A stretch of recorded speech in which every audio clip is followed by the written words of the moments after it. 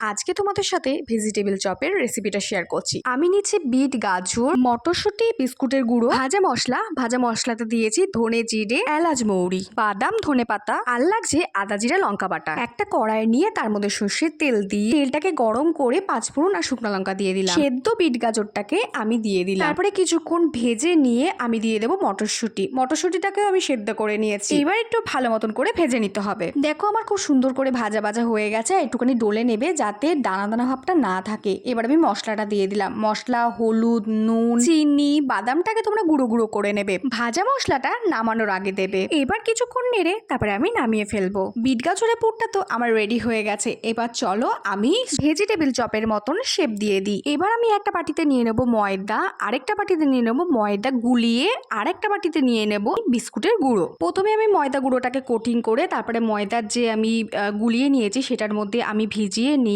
তারপর বিস্কুটের গুঁড়োটাকে দিয়ে আরেকবার কোট করে নেব। তারপরে একটা কড়াই নিয়ে কড়াইয়ের মধ্যে তেলটাকে গরম করে অনেকটা তেলই নিতে হবে যাতে ডুবো তেলে ভাজা হয়। একেবারে কম আঁচে ভাজবে যাতে নিচে না পুড়ে যায়। আস্তে আস্তে ভাজা হলেও অসুবিধা নেই। এখানে ভেজিটেবল চপ রেডি। স্যালাড আর সস দিয়ে সার্ভ করবেন। Follow, like, share, comment, subscribe করে